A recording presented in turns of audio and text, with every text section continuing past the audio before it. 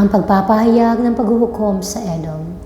Jeremias chapter 49 verses 7 to 22. Tungkol sa Edom, ito ang sabi ni Yahweh na makapangyarihan sa lahat. Wala na bang masumpungang marunong sa Teman? Hindi na ba nagpapayo ang mga tagapayo doon?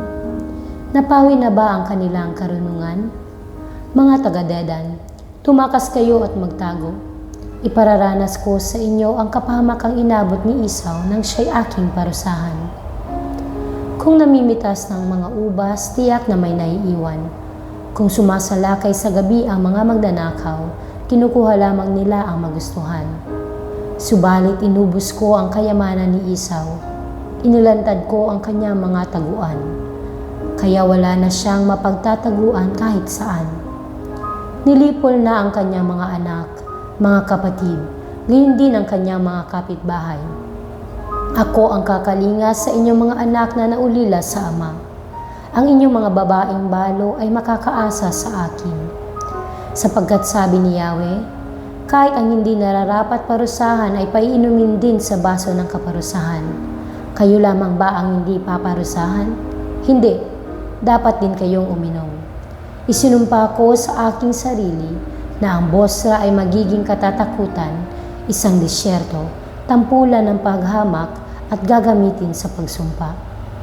Ang lahat ng nayon sa palibot nito ay mananatiling wasak habang panahon. Akong si Yahweh ang nagsabi nito. Narinig ko ang pahayag na ito ni Yahweh.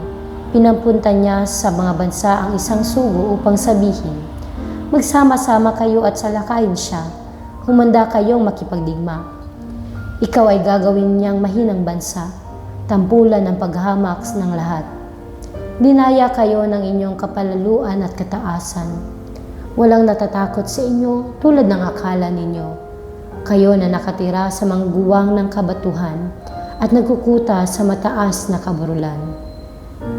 Ngunit gumawa man kayo ng inyong pugad na sa dakong mataas, gaya ng agila.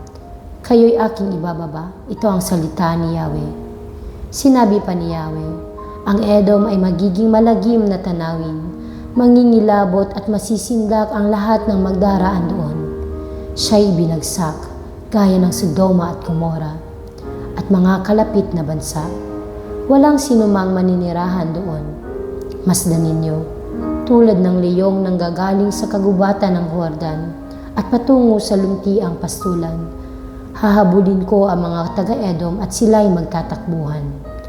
Pamamahalaan sila ng sinumang pinunong aking pipiliin. Sino ang katulad ko? Sino ang aking kapantay? Sinong pinuno ang makakalaban sa akin?